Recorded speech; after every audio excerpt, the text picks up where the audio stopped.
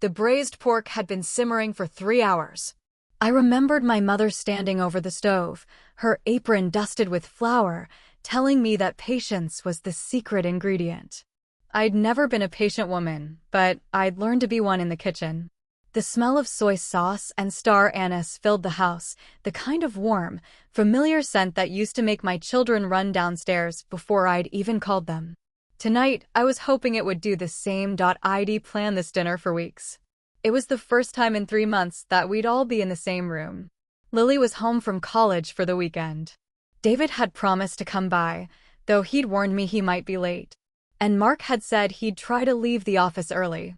I'd set the table with the good china, the set my mother had given me when I got married. It was a little dated, with its faded floral pattern, but it held memories. Every plate had seen a dozen family arguments and 100 small celebrations. I wiped my hands on my apron and checked the clock on the wall. It was almost 6:30. I told everyone to be here by 6. I pulled the roast out of the oven, the skin crackling and golden. The potatoes were ready, the green beans were steamed, and the braised pork was glistening on its serving dish. I took a step back and looked at the table. It was perfect. It was everything I wanted it to be. The front door opened. I heard Lily's voice, tired and a little impatient, calling out, "Mom, I'm here." I walked into the hallway. She was already on her phone, her thumbs moving furiously across the screen. She had her coat half off, her hair pulled back in a messy bun. She looked exhausted, but there was a brightness in her eyes that I hadn't seen in a while. "Hi, sweetheart," I said, opening my arms. She gave me a quick, one-armed hug, not looking up from the screen. "Hi, Mom." The train was a nightmare. "I'm starving." "Everything's ready," I said. "Your father should be here soon. David said he'd be late, but he'd try to make it for dinner." She finally looked up. Her eyes scanned the table, the china, the candles I'd lit. She gave a small, almost imperceptible sigh. "Mom, you didn't have to go to all this trouble. It's just dinner." "It's not just dinner," I said, trying to keep the hurt out of my voice. "We haven't all sat down together in months. I thought it would be nice." "It is nice," she said, but her voice was flat. She threw her bag on the floor and collapsed into a chair. "It's just that I have to meet some friends later. We're getting coffee downtown." I felt a small pang of disappointment. "You're leaving, but I made all this food." "I'll eat first," she said, grabbing a roll from the basket. "It's not a big deal. It's just coffee." I wanted to argue, to tell her that a family dinner was a bigger deal than coffee with friends, but I knew where that would lead. She'd tell me I was controlling, that I wanted her to be a copy of me. We'd had that conversation a dozen times, and it never ended well. I bit my tongue and went back to the kitchen. I took the braised pork out of the oven and placed it on the table. I called Lily to the table. She sat down, still looking at her phone. I put a generous portion of pork on her plate, followed by potatoes and green beans. She barely glanced at it. "It looks great, Mom," she said, not really sounding like she meant it. She took a small bite, then went back to her phone. I sat down across from her. The silence was uncomfortable. I could hear the clock ticking, the hum of the refrigerator. I tried to think of something to say, something that would bridge the distance between us. "How are your classes?" I asked. "Are you still enjoying the art history program?" She shrugged. "It's fine. It's a lot of reading, but the professor is interesting. He's really into the Renaissance painters." "That sounds wonderful," I said. "I've always loved the Renaissance. The way they captured light, it's not like the paintings in a museum." "Mom," she interrupted, her tone sharp. "It's about the historical context, the politics, the economics. It's not just pretty pictures." I felt my face flush. "I know it's not just pretty pictures." I wasn't trying to simplify it. "I just meant, it's fine," she said, waving her hand dismissively. "It's just a class. I'm not going to become a professor or anything. I'll probably just work in a gallery or something." "There's nothing wrong with that," I said. "It's a noble profession. You get to share art with people." She looked at me, her eyes softening just a fraction. "I know, Mom. I'm sorry. I'm just tired." "Eat your dinner," I said, and she gave a small smile. We ate in silence for a few minutes. I picked at my own food, my appetite gone. I kept glancing at the front door, waiting for Mark. He was supposed to be here. I'd called him twice during the day, and both times he'd said he'd try to make it. Try. That word had become a constant in our marriage. Try meant maybe, and maybe usually meant no. I checked the clock again. It was 7:15. I looked at my phone. No messages. I'd always prided myself on being the understanding wife, the one who didn't complain when he worked late. I knew he had a demanding job. I knew the real estate business was unpredictable. But tonight, I felt a simmering resentment that I couldn't quite push down. I'll be right back, I said, getting up from the table. I walked into the kitchen and picked up my phone. I called Mark. It rang 4 times. I was about to hang up when he answered. Hello, his voice was low, a little breathless. Mark, it's me, I said. Where are you? Dinner's been ready for an hour. Eleanor, I'm sorry, he said, his voice full of practiced apologies. I got held up. Mr. Evans is here. We're in the middle of a critical deal. I won't be able to make it. I closed my eyes.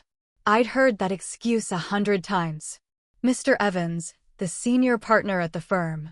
The deal that was always more important than dinner. You told me you were coming home early, I said, my voice coming out tighter than I intended.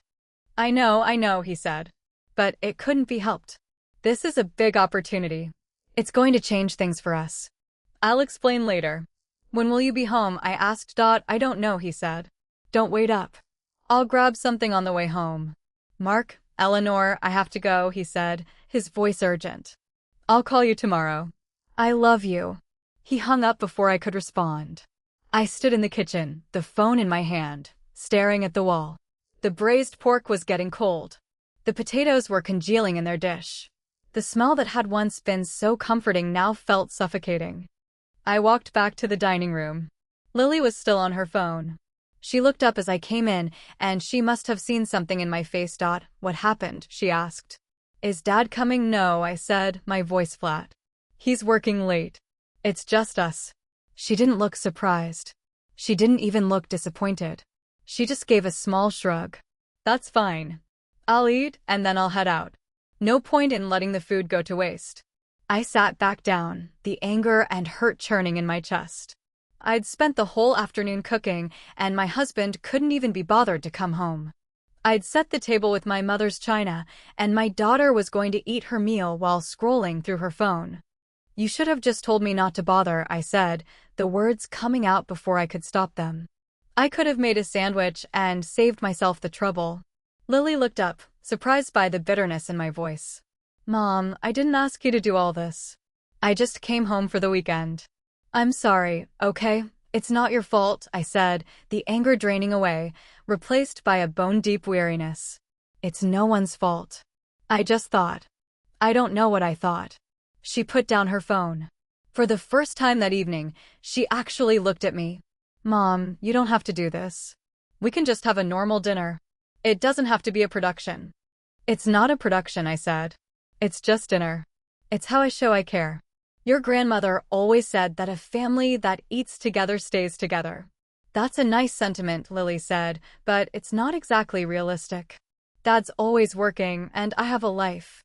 We can't always be here for every meal. You used to be, I said, the words slipping out. You used to be here for every meal. You used to come downstairs running when you smelled the pork. Lily's face softened. I know, Mom. But I'm not a kid anymore. I'm 22. I'm supposed to be living my own life. I know that, I said. I just miss you. I miss the way things used to be. She didn't say anything to that. She just looked down at her plate. The silence stretched between us, heavy and uncomfortable. I was about to clear the table, to put an end to this painful evening, when my phone buzzed. I looked at the screen. It was a message from Sarah. Sarah was my best friend, a colleague at the Caldwell Realty firm. We'd worked together for years, and we'd shared countless lunches, complaints about the office, and secrets about our lives. Her message was cryptic. Is everything okay? I heard something today. Call me. I felt a prickle of unease. I excused myself and walked into the living room, away from Lily. I called Sarah. She answered on the first ring. Eleanor, I'm so glad you called, she said. Her voice was hushed, tense.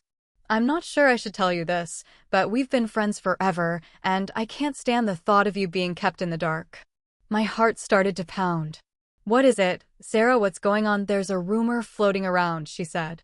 I don't know if it's true, but I heard it from a reliable source.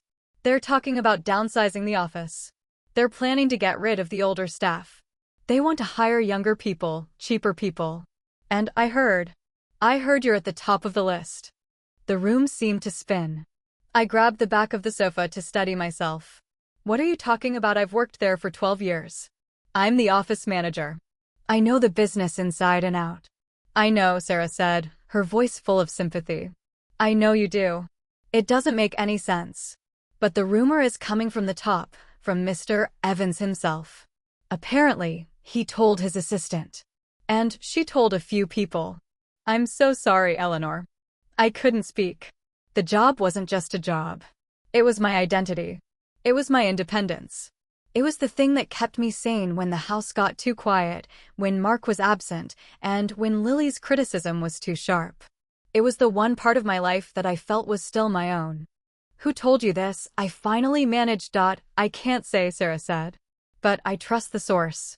They said Mr. Evans has been looking at the numbers, and he's decided that some of the long-term employees are a financial liability.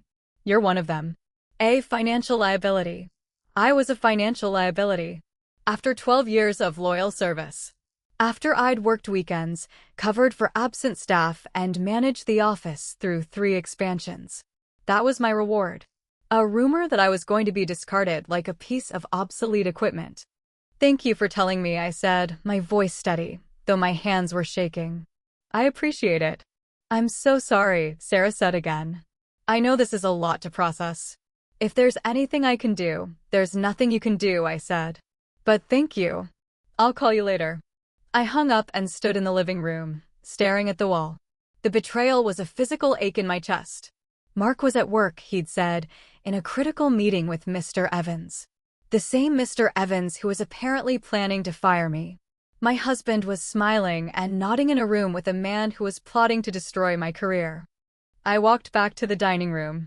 Lily was still at the table, her phone in her hand.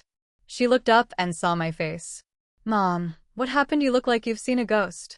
It's nothing, I said, though the words came out hollow. Just a work thing. She frowned. Are you sure you're pale?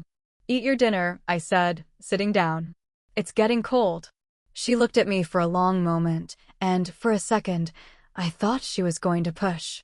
But then she just shrugged and went back to her food. I sat there, my mind racing. The betrayal was complete. I was losing my job. I was losing my husband. He was working with a man who was going to destroy me. He'd chosen his career over me, just as he'd chosen it over every other family dinner. I was losing my daughter, who was too busy with her own life to notice that mine was falling apart. I was losing everything. I looked at my phone. I wanted to call Mark again, to confront him, to ask him if he knew. But I knew what he would say. He would deny it. He would tell me I was overreacting. He would make me feel like I was the crazy one, the paranoid wife. The front door opened. I heard Mark's voice, tired and weary. Eleanor, I'm home. He walked into the dining room. He was loosening his tie, his face lined with exhaustion. He saw the table, the cold food, the half-eaten plates. He saw Lily, who barely acknowledged him. And he saw me sitting there, frozen. What's wrong? He asked, stopping in his tracks. You look like you've seen a ghost. I set down my napkin.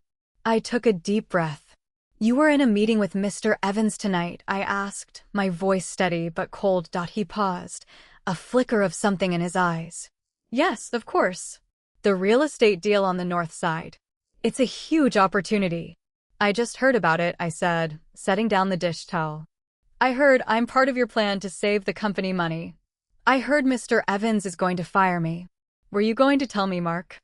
Were you going to let me walk into that office and be humiliated without a single word from you? The color drained from his face. I saw it. He wasn't just tired. He was guilty. The silence stretched between us, thick and suffocating. I didn't need him to answer. The truth was written all over his face. I was trying to protect you, he finally said, the excuse hollow and weak. I was trying to find a way to talk to him. Protect me, I laughed, a bitter, sharp sound. You were going to let him fire me so you could get your deal done. My career was just an obstacle for you to navigate around. You're a coward. He opened his mouth to speak, but no words came. For the first time in our 25 years of marriage, I saw a crack in our foundation, a deep fissure that went all the way down. The family dinner was over. The real war was just beginning. I didn't sleep that night. I lay in bed next to Mark, my back turned to him, listening to the steady rhythm of his breathing. He'd fallen asleep almost immediately, as if the confrontation hadn't happened, as if he hadn't just watched his wife shatter a vase against the wall. The shards were still scattered on the dining room floor. I'd left them there. I wanted him to see them in the morning, to step on them if he wasn't careful. At 6 in the morning, I got out of bed. I showered and dressed in silence. I didn't look at him. I didn't make coffee. I just walked out of the house and got in my car. I drove to a diner on the other side of town, a place where no one knew me. I ordered coffee and toast and sat in a booth by the window, watching the early morning traffic. I couldn't go to the office. I couldn't face the whispers, the pitying looks, the knowledge that everyone knew I was about to be fired. I couldn't pretend that everything was fine. I wasn't fine. I was standing on the edge of a cliff and the ground beneath me was crumbling. I thought about my father. He'd been a quiet man, a high school principal who believed in order and integrity. He'd left me those shares, a small inheritance that had grown over the years. He told me to keep them, to use them as a safety net. You never know when you'll need them, he'd said. I'd always thought he was being overly cautious. Now I realized he was preparing me for exactly this moment. After 2 hours of sitting in the diner, I drove home. Mark was gone. There was a note on the kitchen counter. We'll talk tonight. The handwriting was hasty, almost illegible. He'd already fled to work. He was always fleeing. The house was silent. The shards of the vase were still on the dining room floor. I picked them up and threw them in the trash. I couldn't stand to look at them. I sat down at the kitchen table and stared at the wall. My mind was racing, trying to make sense of everything. The job, the betrayal, the husband who had stood by and let it happen. I felt like I was in a fog, disconnected from reality. I needed answers. I needed to know how deep the betrayal went. I remembered my son, David. He was a software engineer, always tinkering with computers. He'd shown me once how to check the browsing history on our shared home computer. I'd never done it before. I'd never had a reason to. I trusted my husband. I'd never even considered that he might be hiding something from me. But now, the thought gnawed at me. I walked into the small home office, the room that Mark used for his personal work. I sat down in front of the computer. My hands trembled as I turned it on. The browser history was easy to find.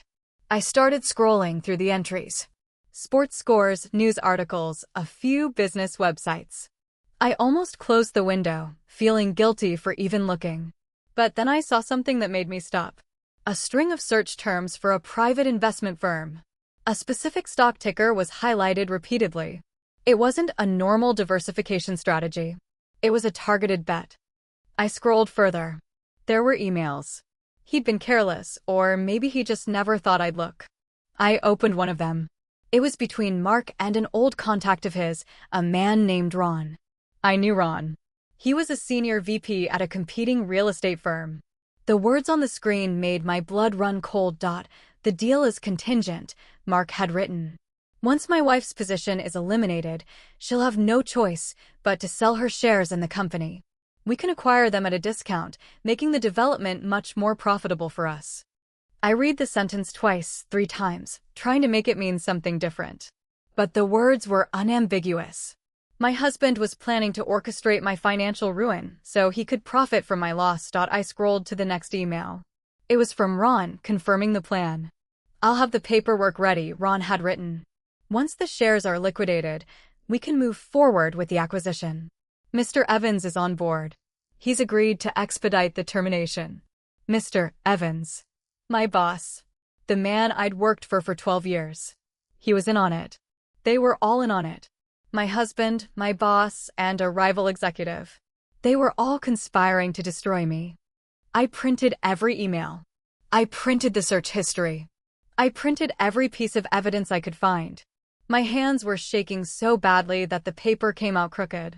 I folded the papers and put them in my purse. I needed proof. I needed to protect myself. I sat there for a long time, staring at the blank computer screen. The betrayal was layered, cold, and calculated. It wasn't a moment of weakness, it was a plan. My husband, the man I'd loved for 25 years, had been plotting against me for months. He'd been meeting with Ron, discussing my future like it was a business transaction. My phone buzzed. It was Sarah. I answered it, my voice sounding hollow and distant. "Eleanor, I'm so sorry," she said. Her voice was tearful. "I just heard the official word. They're announcing the layoffs next Friday. You're at the top of the list. But there's more. I found out who's taking your place." My heart sank. "Who is it?" "It's a transfer from the new branch. A young man named Kyle. He's starting his training with the senior staff next week. And the senior staff who's supposed to mentor him. It's Mr. Evans's daughter, Brianna. She just graduated from business school. I saw her this morning. She was already moving into your old corner office." The familiarity of the betrayal hit me like a physical blow. It wasn't just an abstract corporate reshuffling. It was personal. My job, my office, was being handed to a recent graduate and the boss's daughter. They were erasing me. This was about more than money, it was about replacement. I was being treated as obsolete in both my home and my career. Mark and Mr. Evans were two sides of the same coin, men who valued me only for what I could provide until they found a more convenient model. "Thank you for telling me," I managed. "I appreciate it." "I'm so sorry, Eleanor," Sarah said. "I wish I could do more." "You've done plenty," I said. "I'll be okay." I hung up. I sat in the office, the papers in my lap, my mind reeling. The betrayal was everywhere. It was in my home, in my marriage, and now in my career. I was surrounded by enemies, and I hadn't even known it. I spent the rest of the afternoon searching through our finances online. I'd never been the one to manage the money. I'd trusted Mark to handle it. I'd been too busy working, too busy raising the kids, too busy being the understanding wife. But now I looked. I found evidence of small, uncharacteristic withdrawals from our joint account. They were for small amounts, easily hidden in the clutter of daily spending, but I could see a pattern. $50 here, $100 there. They were small enough not to raise suspicion, but over the past 6 months, they added up to thousands of dollars. He was diverting money, slowly, quietly, preparing for a financial shift that I was not part of. He was building a secret fund, probably to use for his own purposes. Or maybe to use against me in a divorce. The thought made me feel sick.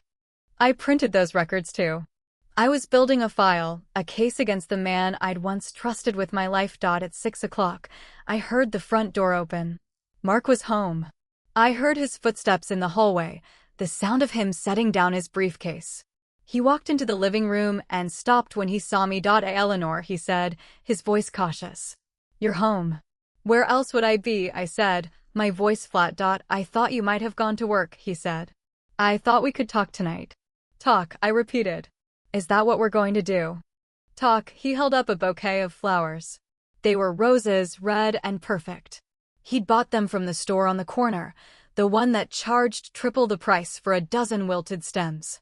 He was trying to buy his way back into my good graces. "I'm sorry," he said, his voice gentle. "I was a jerk last night. I was tired, and I wasn't thinking. I'm sorry about the job. I'll support you. We'll figure this out. It might even be a blessing in disguise. You can take some time for yourself." "Blessing in disguise," I repeated, the words tasting bitter. "Is that what you call it?" "A blessing in disguise," he frowned. "What's that supposed to mean?" I stood up. I walked over to the coffee table where I'd laid out my evidence. The printed emails, the browser history, the financial records. I spread them out in front of him. "Tell me about this," I said, pointing to the email between him and Ron. "Tell me about this plan to take my shares. Tell me about the secret meetings with Mr. Evans. Tell me about the money you've been hiding from me." He stared at the papers, his face going pale. His mouth opened, but no words came out. The flowers slipped from his fingers and fell to the floor. "Where did you get those?" he finally whispered. "From your computer," I said. "From the home office." "Where do you think I got them? Did you think I'd never look? Did you think I'd just sit here and let you destroy me?" I can explain, he said, his voice pleading. It's not what it looks like. What is it, then? I demanded. What is it, Mark? Because it looks like you've been planning to destroy my career and steal my inheritance. It looks like you've been plotting against me with my own boss. It looks like you've been hiding money from me. So tell me, what is it? He reached out a hand, trying to touch my arm. I pulled away. I was trying to protect us, he said. The deal with Ron, it was a business opportunity. I was trying to build a future for us. Your shares were just sitting there, earning next to nothing. I was trying to grow our wealth. It was for us. Don't you dare, I said, my voice shaking with anger. Don't you dare pretend this was for us. This was for you. You were going to leave me with nothing. You were going to make me dependent on you. That was the plan, wasn't it? You're being paranoid, he said, his voice growing desperate. You're reading too much into it. Am I said. Then explain the money. Explain the small withdrawals. Explain why you've been building a secret fund. He didn't have an answer. He just stood there, staring at me, his face a mask of guilt and fear. I was planning to invest it, he said. I was going to surprise you with it. I was going to. Stop, I said. Just stop. I've heard enough. I've seen enough. I turned away from him. I walked into the bedroom. He followed me, hovering in the doorway like a stranger. What are you going to do? He asked, his voice small and thin. I don't know yet, I said. But I'm not going to stay here. I need space. I need to think. Eleanor, please, he said. We can work this out. We can get counseling. We can. Get out, I said, my voice flat. Get out of this room. I don't want to see you right now. He stood there for a long moment. Then he turned and walked away. I heard his footsteps retreating down the hallway. I heard the front door open and close. I was alone. The house was silent. I sat on the edge of the bed, the evidence papers still clutched in my hands. I thought about the life we'd built together. The marriage, the children, the house. I'd given everything to this man. I'd trusted him with my future. And he'd repaid me with betrayal. I felt a tear slide down my cheek. I wiped it away. I wasn't going to cry. I wasn't going to be the victim. I was going to fight back. I didn't know how yet, but I was going to find a way. I picked up my phone and called David. He answered on the third ring. Mom, his voice was concerned. Is everything okay? I need your help, I said. I need to know how to protect myself. I need to know what I can do. There was a pause.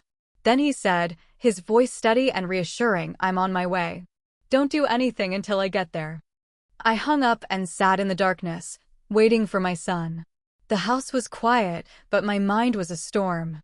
The betrayals were piling up, one on top of the other.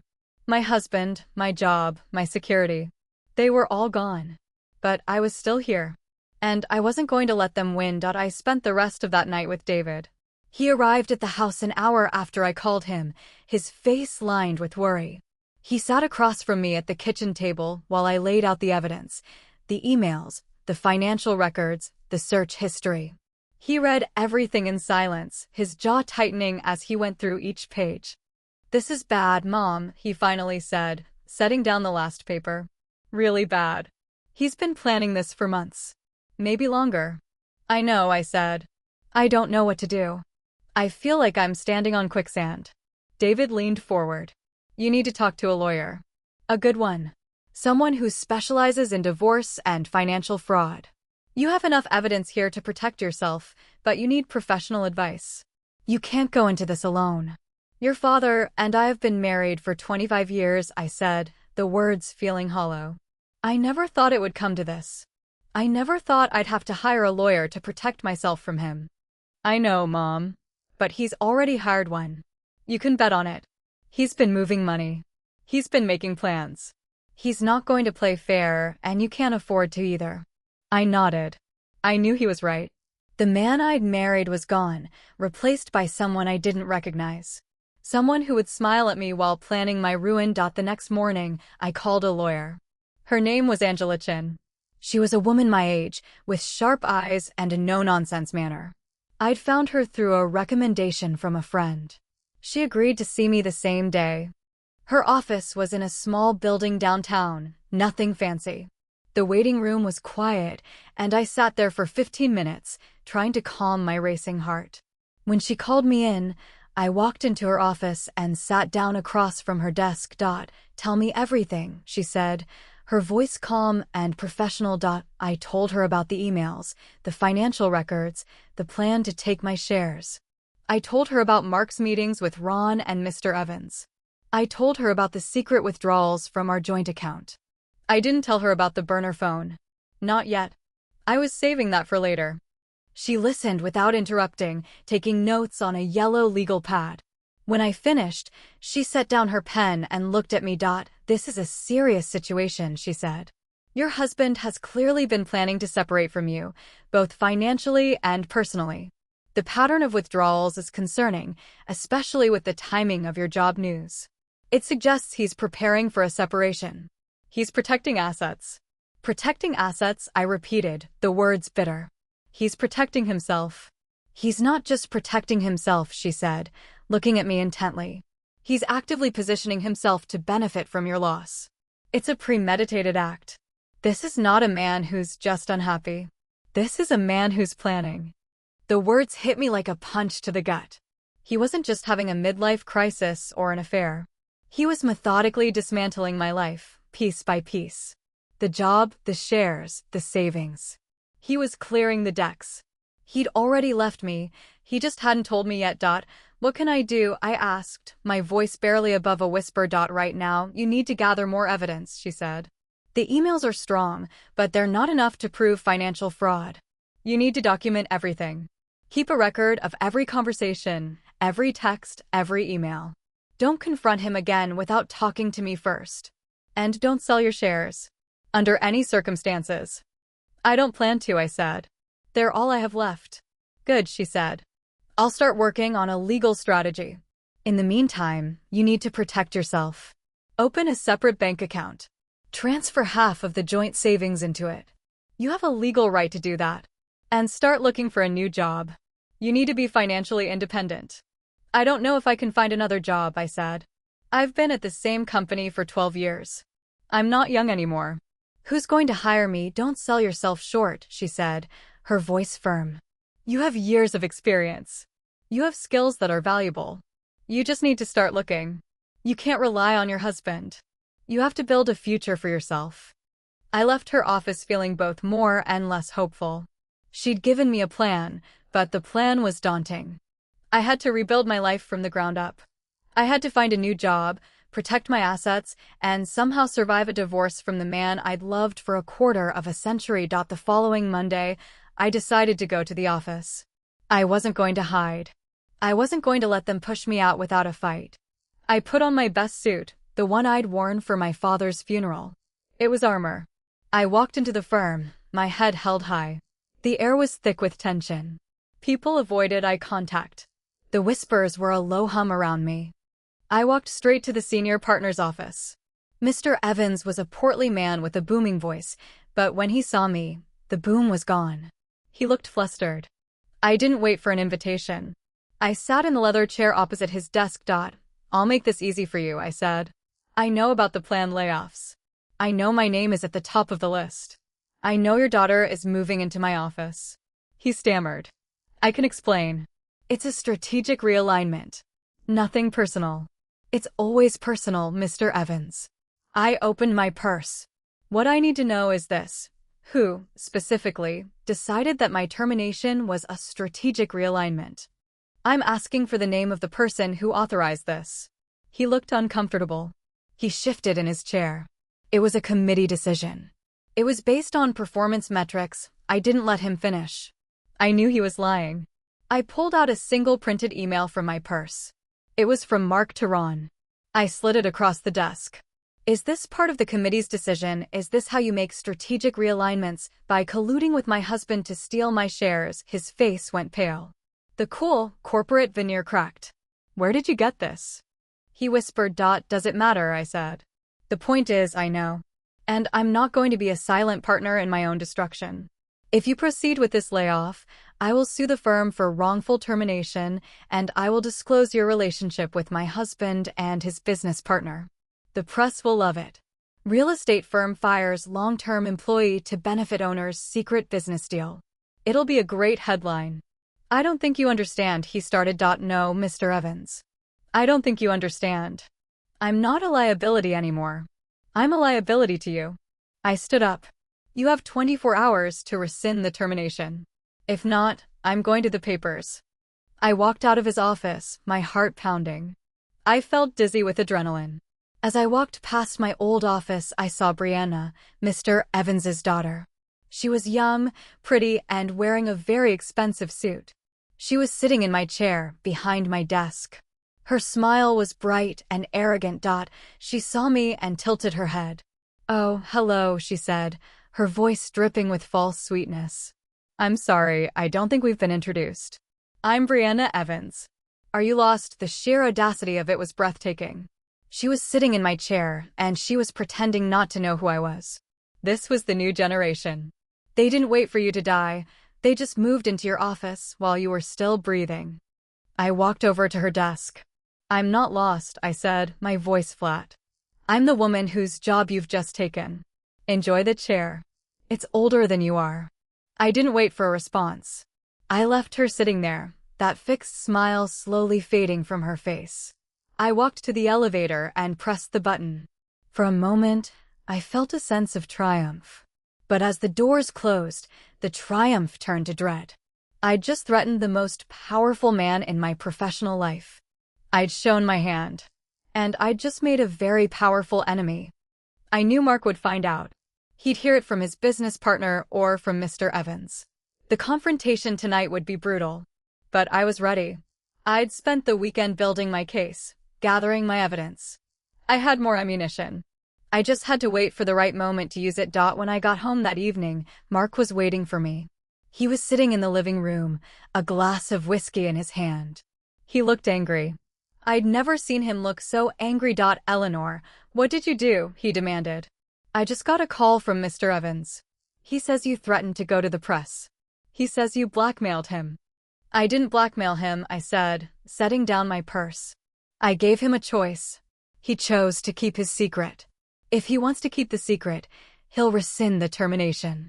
It's simple." "You're destroying my career," he said, standing up. "You're destroying everything I've built." "Do you have any idea what you've done? Destroying your career," I repeated, my voice rising. "You were going to destroy mine. You were going to let me be humiliated and fired, all so you could make a profit. And you expect me to just sit back and take it?" "It wasn't personal," he said, his voice growing desperate. "It was a business decision. It had nothing to do with you." "It had everything to do with me," I said. "You were willing to sacrifice me for a deal. You were willing to sacrifice our marriage for a deal. That's not a business decision. That's a betrayal." He stared at me, his face a mask of frustration and anger. "What do you want from me?" he asked. "What are you trying to do?" "I want you to leave," I said. "I want you to get out of this house." "Eleanor, get out," I said, my voice cold. "Now." He stood there for a long moment. Then he grabbed his jacket and walked out the door. I listened to his car drive away, the sound fading into the distance. I was alone. But for the first time, I didn't feel afraid. I felt powerful. I had the evidence. I had the plan. And I was going to win. The day after I confronted Mr. Evans, the house was silent. Mark hadn't come home. He'd sent a text late the night before, a weak excuse about a last-minute meeting with a client. I knew it was a lie. He couldn't face me. He couldn't face the woman he'd betrayed. I sat in the living room, the morning sun streaming through the windows. It was a peaceful scene, the kind of image you'd see on a greeting card. But my mind was a storm. The betrayal at work was one thing. It was corporate and cold. But Mark's betrayal was personal. It was about the life we'd built together. I thought about the man I'd married. He'd been so different then. He was ambitious, yes, but he was also kind. He used to bring me coffee in bed on Sunday mornings. He used to hold my hand when we walked through the park. He'd been my partner, my confidant, my best friend. Somewhere along the way, he'd become a stranger. I remembered the afternoon I'd found the emails. The way my hands had trembled as I scrolled through the evidence. The words were burned into my memory. Once my wife's position is eliminated, she'll have no choice but to sell her shares. He'd written that about me. About me, his wife of 25 years. But there was something else. Something I hadn't shown Angela. Something I'd been saving. I stood up and walked to the bedroom. I opened the closet door, the one on Mark's side. I'd always respected his space. I never went through his things. I'd thought it was a sign of trust. Now I knew it was a sign of willful blindness. I started with his jacket pockets. A few receipts, a crumpled tissue, nothing suspicious. I moved to his drawers. Socks, underwear, old ties.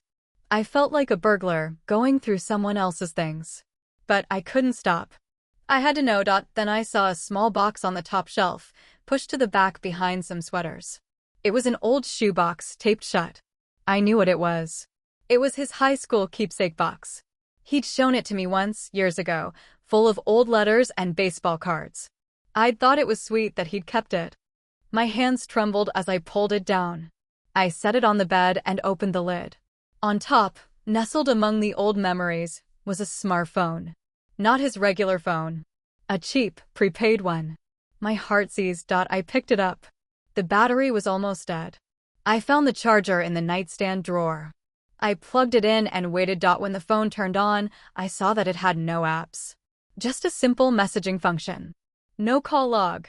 No contacts. It was designed for secrecy. I opened the messages. The conversation was sparse, just a handful of texts over the past few months. The first message was from 2 months ago. It was good to see you today. I hope you're okay. I scrolled to the next. I miss you. I know we shouldn't, but I miss the old days. The words hit me like a physical blow. I scrolled further. The last message was from last week. Can you meet tonight? I need to see you. There was no name. Just a number. No declarations of love, no explicit details. But the tone, the intimacy, the secrecy, it was an emotional affair. He was giving a part of himself to someone else, a part he'd been withholding from me for months, maybe years. I scrolled through the messages again, trying to find a name. The final message I saw was a confirmation of a meeting at a coffee shop.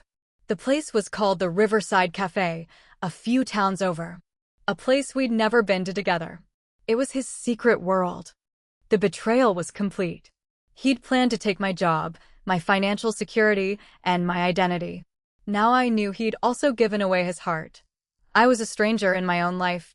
I took a photo of the phone and the messages with my own phone. I put the burner phone back in the box, my hands shaking. I wasn't going to confront him with it. I was going to see this through. I wanted to see her face. I wanted to put a name to the ghost who had been haunting my marriage. I looked up the Riverside Cafe online. It had terrible reviews, mostly complaining about the slow service and the sticky tables. It wasn't a romantic place. It was a place you went to if you wanted not to be seen. I knew what I had to do. I was going to wait there, all day if I had to, and I was going to find out who had my husband's heart. That afternoon, I drove to the Riverside Cafe. It was exactly as the reviews described, run down, with faded wallpaper and a sign that flickered in the window. I parked across the street and waited. I watched the door for 2 hours. Nothing. No Mark, no mystery woman. I went back the next day. And the day after that. I started to feel like a detective in a film noir, sitting in my car, watching and waiting. It was absurd. It was obsessive. But I couldn't stop. On the third day, I saw her. She walked out of the cafe just before noon, a coffee cup in her hand. She was about my age, maybe a few years younger, with perfectly styled hair and an air of effortless chic that I'd always envied. She was dressed for the city, not our quiet suburb. I took a photo with my phone. I followed her to a small boutique across the street, where she tried on a dress. I noted her license plate. I was building a file on her. The next day, I saw Mark. He walked into the cafe at 11 in the morning. He sat at a table near the back, a place that was hidden from view. I couldn't see his face, but I could see his posture. He was leaning forward, his body tense, waiting. She walked in 10 minutes later. He stood up, taking her hand.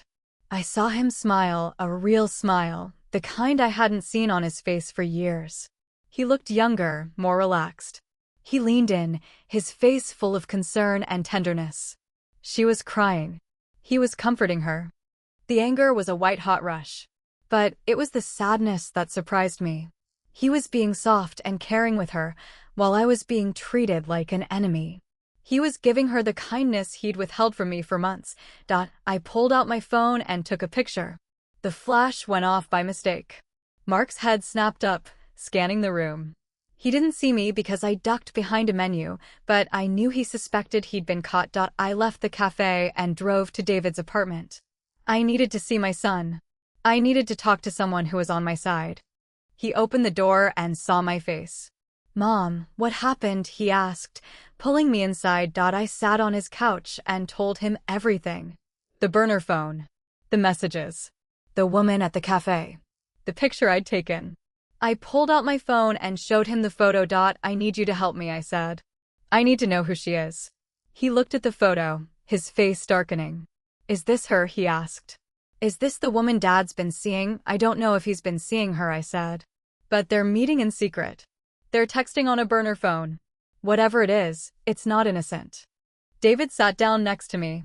"What are you going to do?" "I need you to help me set a trap for your father," I said. "I've been gathering evidence, but it's not enough. I need him to admit what he's done. I need to confront him in front of the family." "What kind of trap?" David asked, his voice cautious. I laid out my plan. A family dinner. Lily and David would be there, and my sister-in-law, Karen. Karen was a woman of strong moral compass. She'd take my side.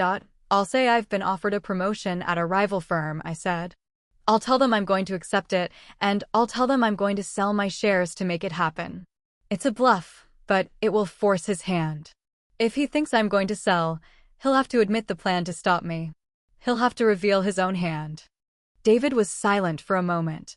Then he nodded. "It's risky, but it might work." "I don't have any other options," I said. "He's been planning this for months. I have to fight back.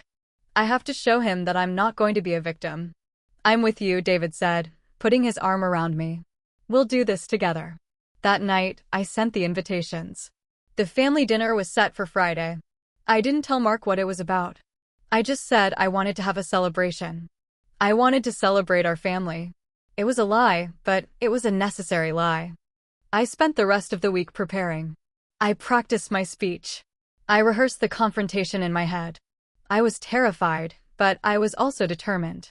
I wasn't going to let him win. On Friday evening, I set the table with the good china. The same china I'd used for the dinner that had fallen apart 2 weeks ago. I made a roast, Mark's favorite.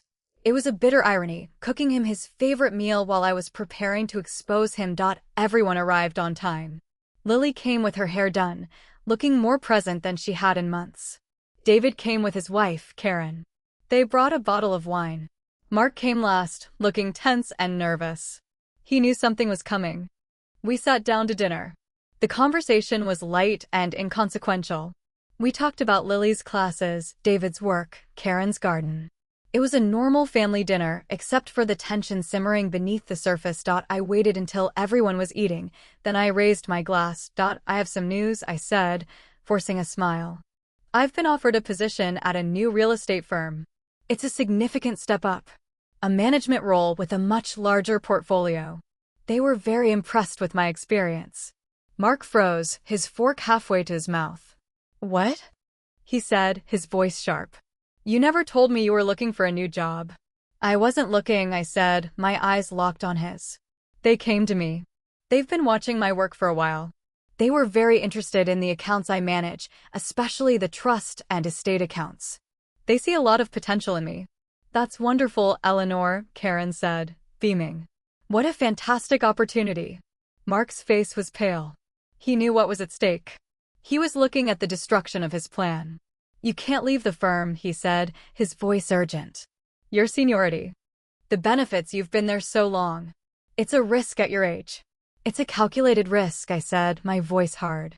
"The only significant asset I hold is my shares in the current firm. The new firm's offer is contingent on me liquidating that stake. It's a strategic move for them. They want to eliminate a competitor, and my shares are the key. It'll be a major profit for me.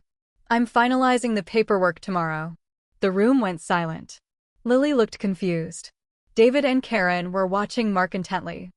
"The shares," Mark said, his eyes flickering. "You can't sell them. There are implications." Corporate agreements.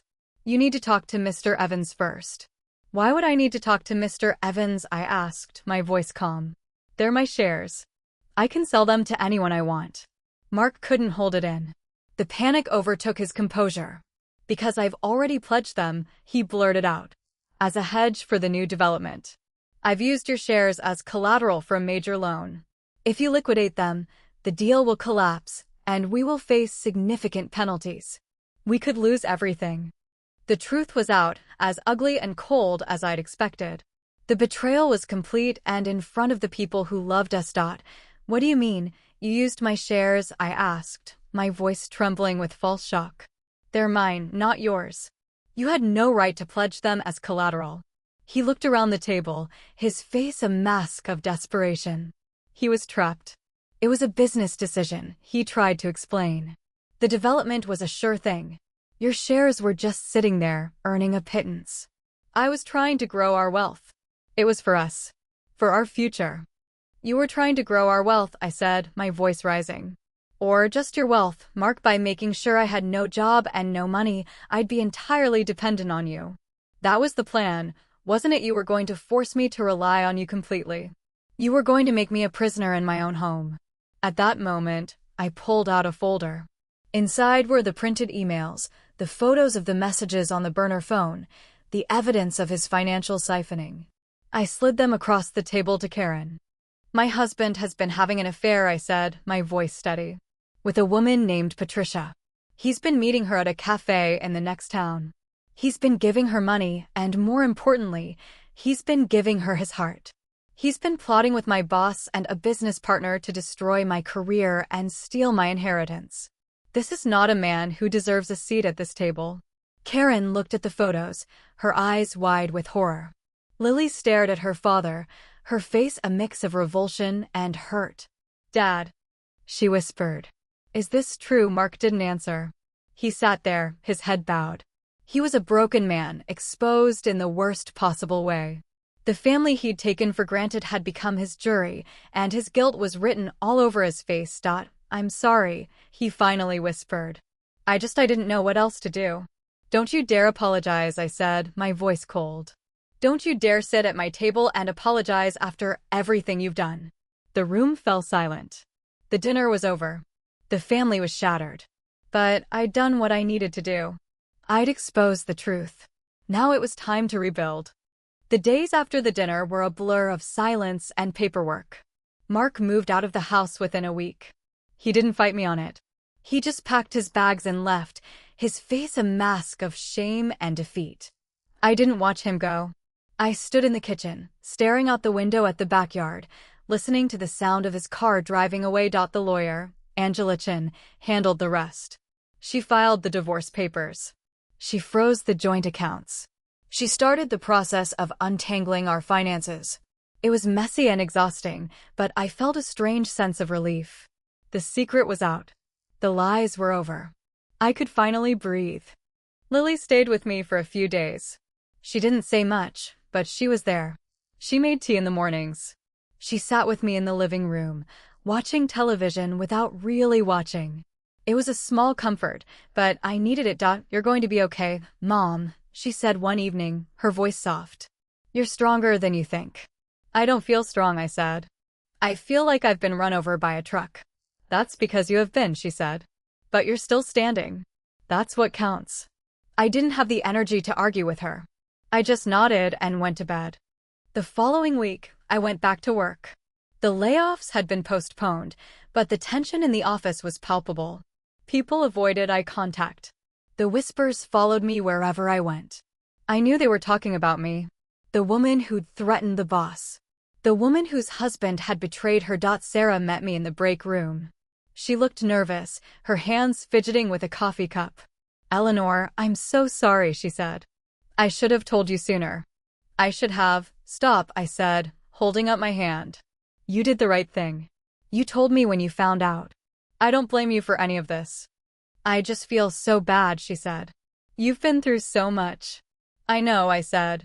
But I'm still standing. That's what counts. I walked to my desk.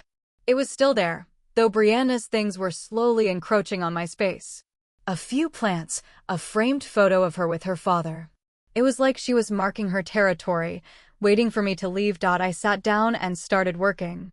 I had to focus on the job, even if I knew it was temporary. I had to keep my head down and do my work. It was the only way to survive. A few days later, Mr. Evans called me into his office. I walked in with my head held high, ready for another confrontation. But he looked different. Tired. Beaten. I've decided to rescind the layoff, he said, his voice flat. Your position is safe. For now. For now, I repeated. What does that mean? It means I'm giving you a chance, he said. A chance to prove your worth. A chance to show that you're still valuable to this company. I've been valuable to this company for 12 years, I said. I don't need to prove anything. He sighed. Look, Eleanor, I know we've had our differences. But I'm trying to make things right. I'm trying to give you a second chance. Take it or leave it. I wanted to walk out. I wanted to tell him where he could put his second chance. But I needed the job. I needed the money. I needed to survive. I'll take it, I said. But I'm not going to forget what happened. And I'm not going to trust you. Fair enough, he said, waving his hand. Now get back to work. I walked out of his office, my mind racing. The job was safe, but for how long? And what would happen when the next round of layoffs came? I couldn't rely on Mr. Evans. I couldn't rely on anyone. That evening, I drove to the Riverside Cafe. I didn't know why I was going there. Maybe I needed to see it again.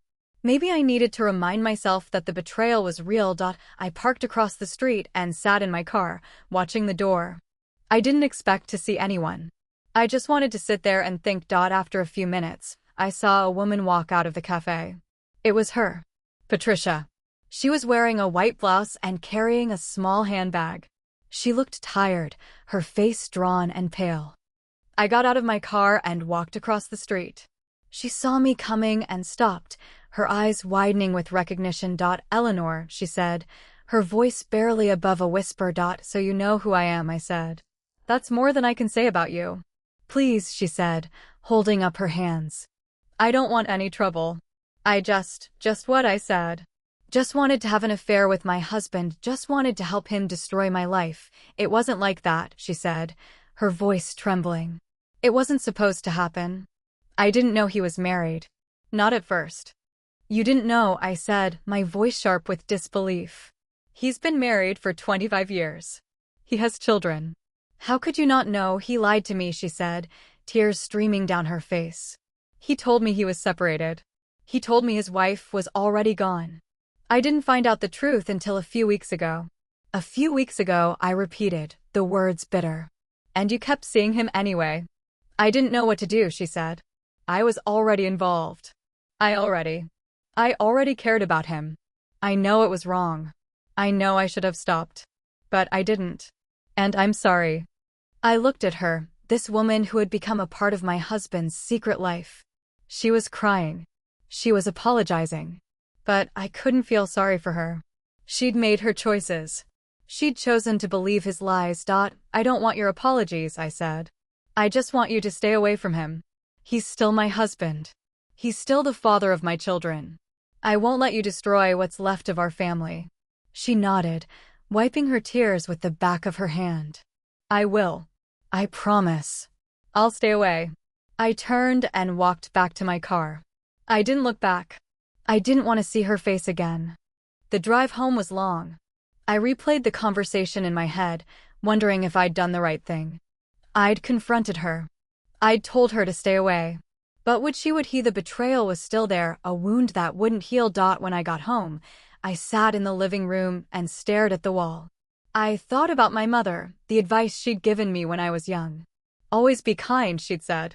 Even when it's hard. But being kind hadn't protected me.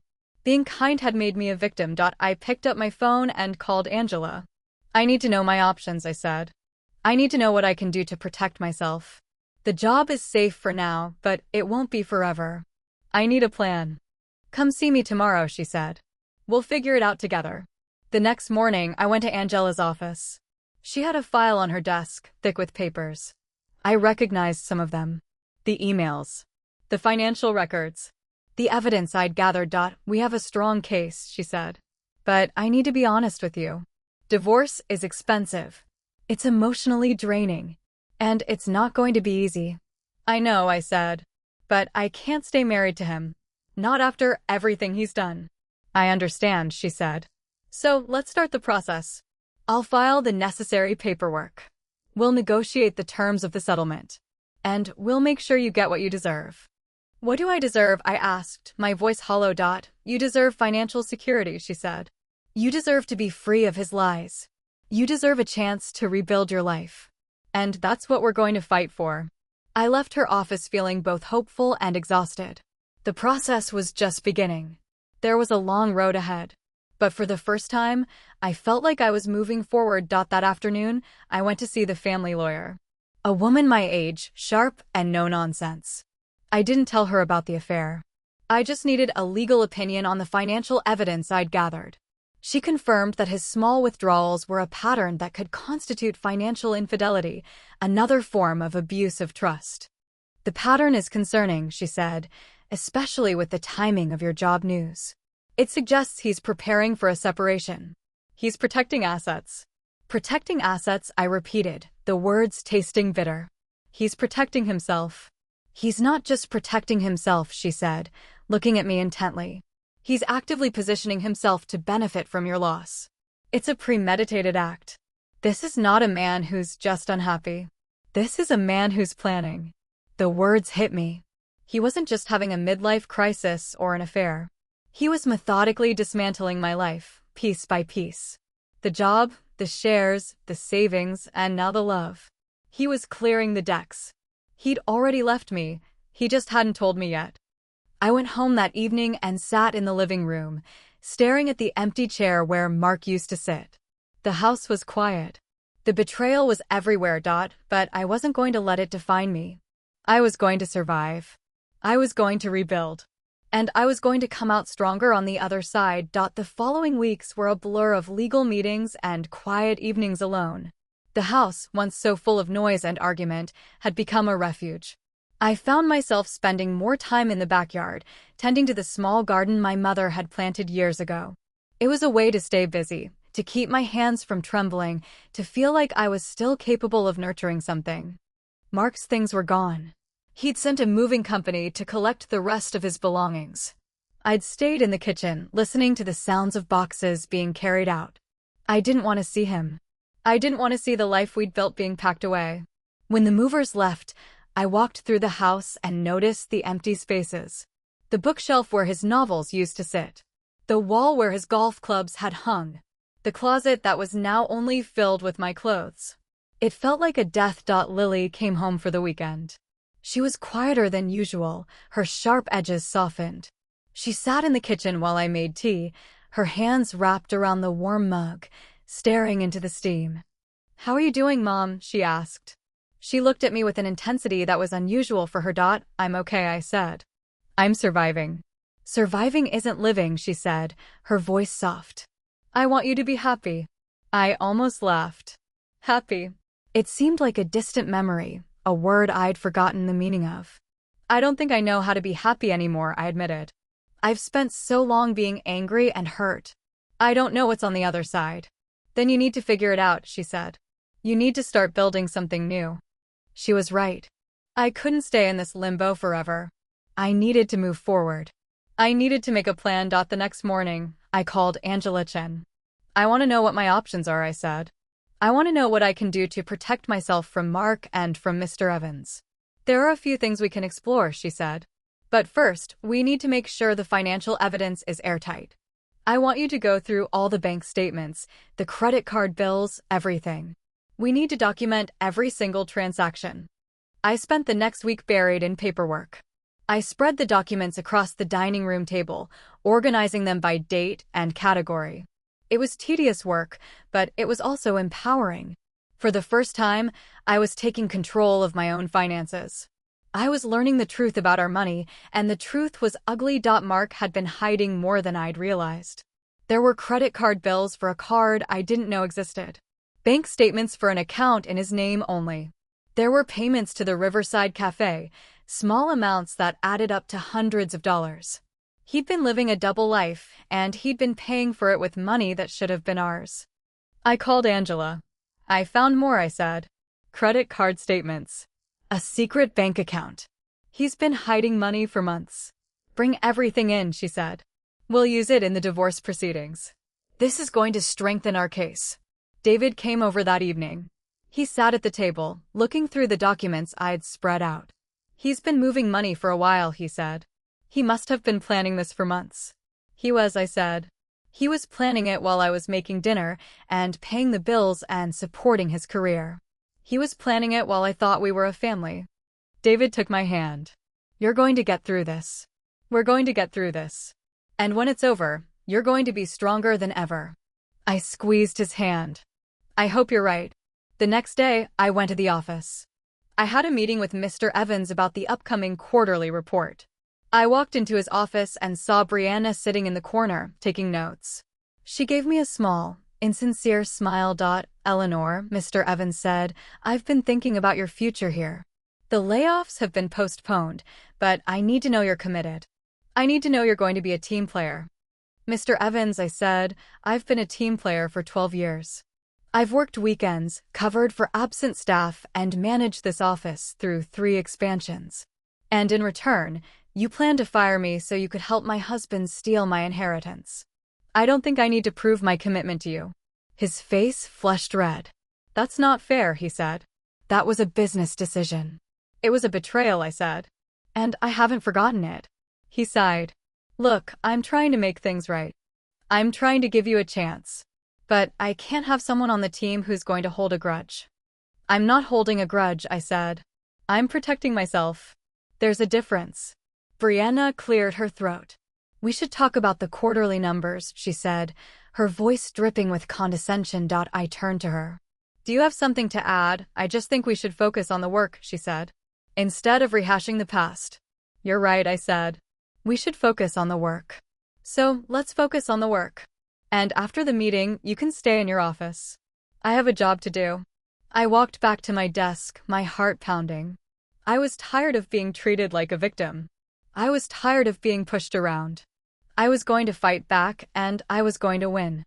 That evening, I called a real estate agent. A friend of a friend. I want to put the house on the market, I said. I can't stay here anymore. It's too big. It's too full of memories. Are you sure? She asked. It's a big step. I'm sure, I said. I need a fresh start. Over the next few days, I started clearing out the house. I packed up the knickknacks and the photo albums. I donated old clothes and furniture. The house was growing emptier and emptier, but my mind was growing clearer. Lily helped me pack. She found a box of old photo albums and sat down on the floor, flipping through the pages. Look at us, she said, holding up a picture of our family at the beach. Look how young we were. I remember that day, I said. We had a picnic. Your father forgot the sandwiches, and we had to buy hot dogs from a stand. You were so upset. I was 7, she said. I thought hot dogs were disgusting. We laughed. It felt strange to laugh. I'd forgotten what it was like. I'm sorry about Dad, she said, her voice softening. I'm sorry about everything. It's not your fault, I said. None of this is your fault. She nodded, but I could see the guilt in her eyes. She'd been so distant, so wrapped up in her own life. I think she regretted it. I'm going to be better, she said. I'm going to call more often. I'm going to be here for you. I appreciate that, I said. But you don't have to take care of me. I can take care of myself. I know, she said. But I want to. We finished packing the rest of the boxes. When the last one was taped shut, I stood in the middle of the living room, surrounded by the empty shelves and the echoes of the past. It was time to let go. I called David. The house is going on the market, I said. I want to get an apartment downtown. Something smaller. Something that's just for me.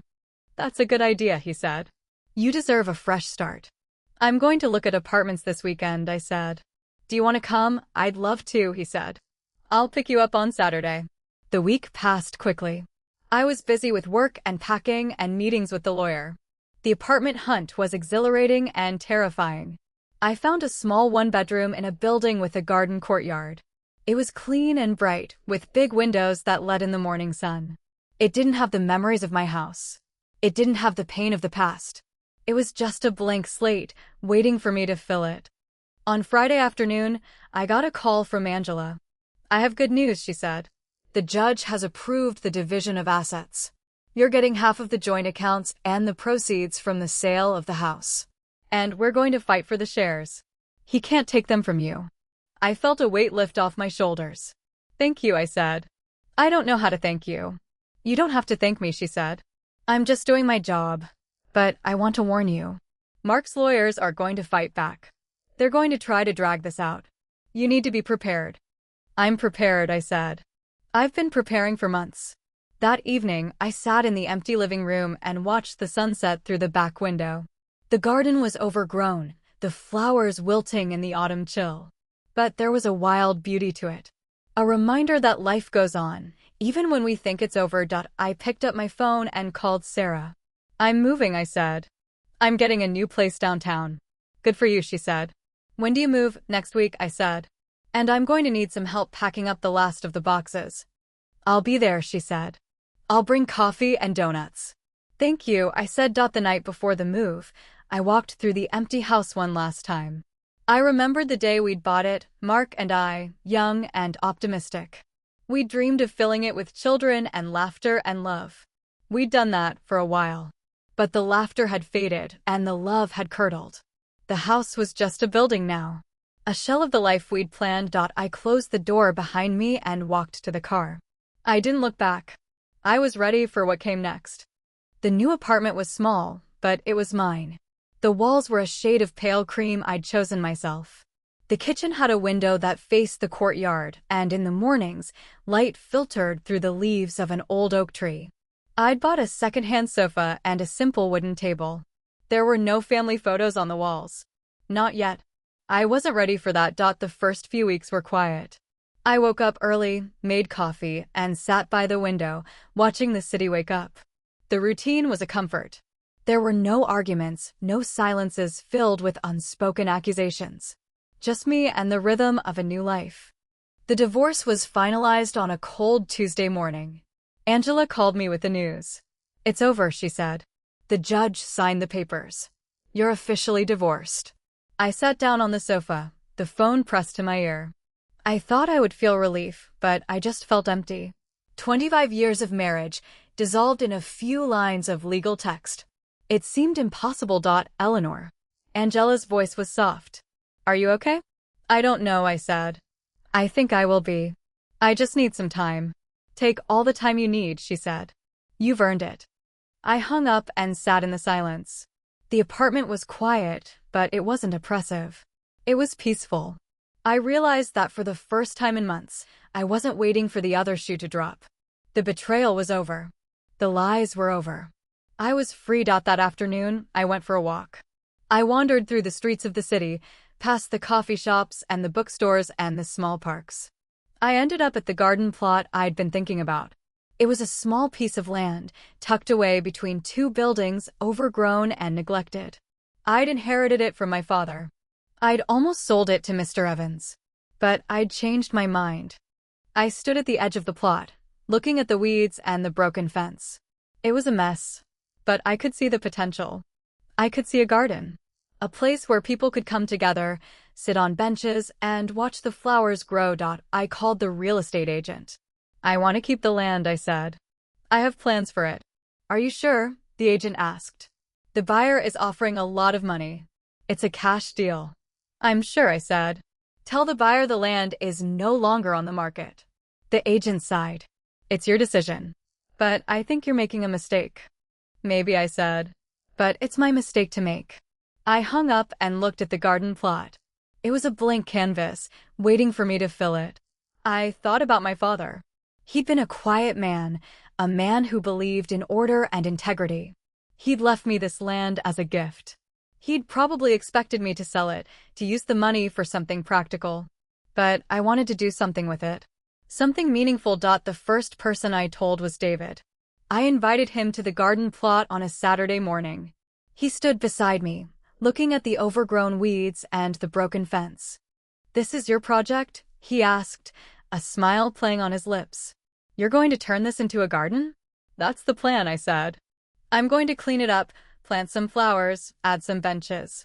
I want it to be a place where people can come and relax. That's a lot of work, he said. Are you sure you're up for it? I'm sure, I said. I need something to focus on. Something that's mine. He put his arm around me. I'll help you. We'll do it together. We started working on the garden that same day. We pulled out the weeds, fixed the fence, and turned the soil. It was hard work, but it was satisfying. Every day, I came home tired and dirty, but I felt alive. I was building something. I was creating something from nothing. Lily came to visit on weekends. She helped me plant flowers and paint the benches. She brought her friends, and we had small picnics in the garden. It wasn't the life I'd planned, but it was a good life. A simple life. One afternoon, I was sitting on a bench in the garden, watching the sunset. Lily was sitting beside me, her phone in her pocket. She wasn't looking at it. She was looking at the flowers. I'm proud of you, Mom, she said. You're doing something amazing. I'm just trying to keep busy, I said. I don't know if it's amazing.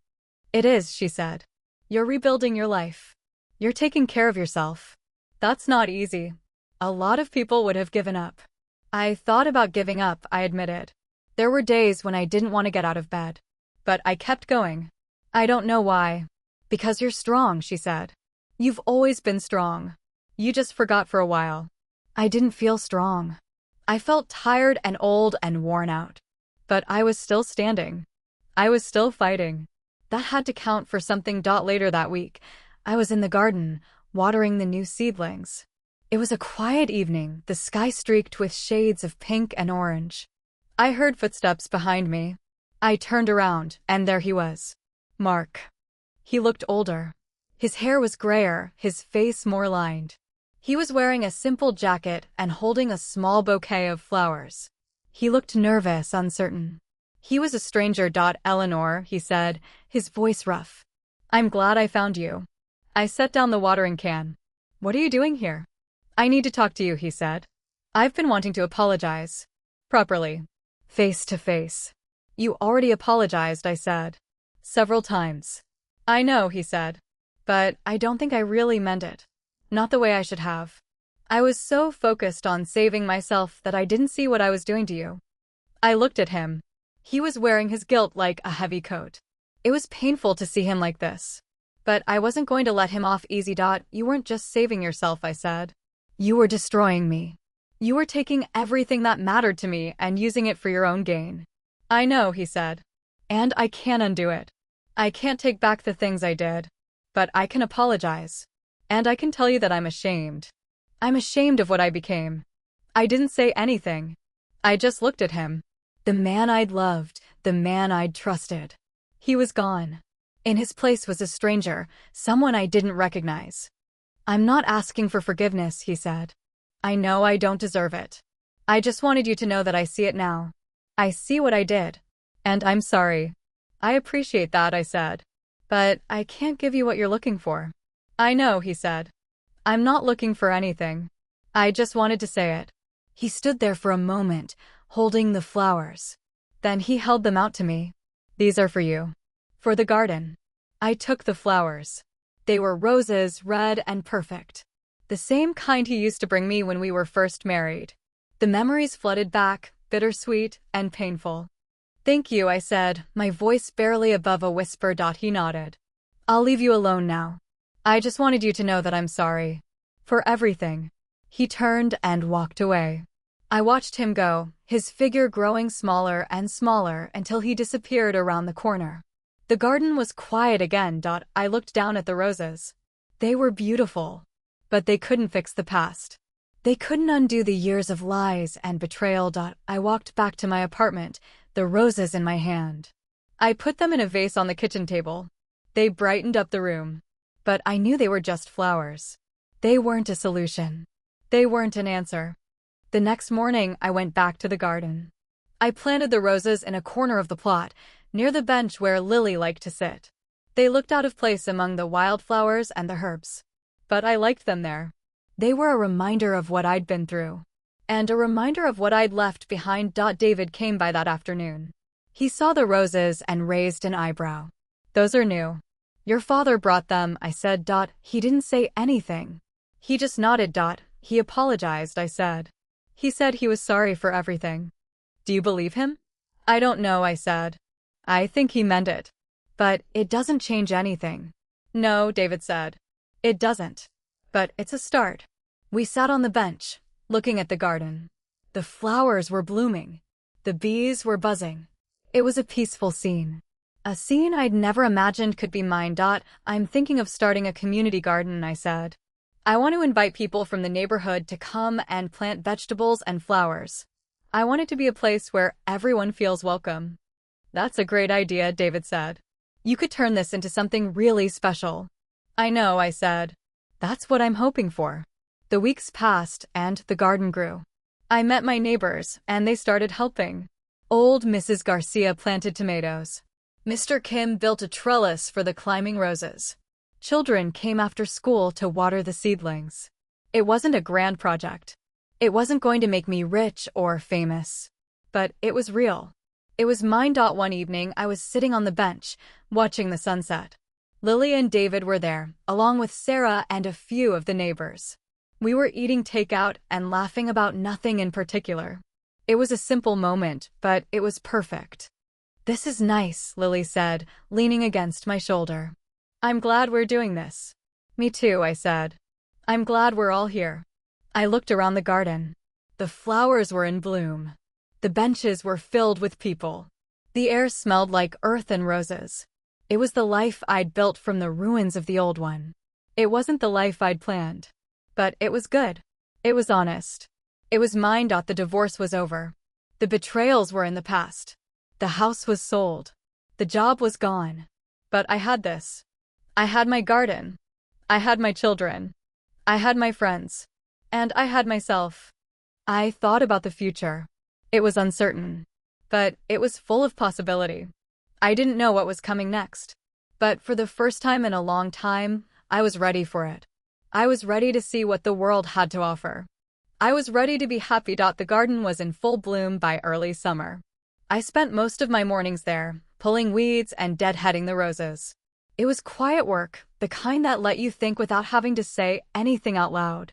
I'd gotten used to the silence. It didn't feel empty anymore. It felt full of possibility. One afternoon, I was sitting on the bench near the trellis when a woman I didn't recognize walked in. She was older, maybe in her 70s, with silver hair and a kind face. She carried a small pot of lavender. Hello, she said. I live down the street. I heard about your garden. I thought you might like some lavender. It's good for the bees. I took the pot from her, feeling the warmth of the soil. Thank you, I said. That's very kind of you. She smiled and sat down on the bench next to me. It's a beautiful place you've made here. Peaceful. That's what I was hoping for, I said. We sat in silence for a while, watching the bees buzz around the flowers. It was a simple moment, but it felt significant. I was no longer a woman defined by her betrayals. I was a woman who grew things. Lily came by later that afternoon. She'd brought a friend, a young man with kind eyes and a shy smile. They sat on the other bench, talking softly. I didn't ask who he was. I didn't need to. She was happy. That was enough. David stopped by after work. He brought takeout from the Chinese restaurant down the street. We ate at the picnic table I'd built with my own hands. The food was good, the company better. This is nice, David said, looking around the garden. It's like you've created a little world here. That's exactly what I did, I said. I created a world where I'm the one in charge. We laughed. It felt good. I'd almost forgotten what it felt like to be happy. That night, I walked through the garden one last time before locking the gate. The moon was full, casting a silver light over the flowers. I stopped in front of the roses Mark had given me. They were blooming, their petals soft and red. I touched one, remembering the past. But I didn't feel the same pain. The wound had healed. The scar remained, but it was a part of me now. A reminder of what I'd survived. I locked the gate and walked back to my apartment. The lights were off. The kitchen was quiet. I poured myself a glass of water and sat by the window, looking out at the city. The future was uncertain.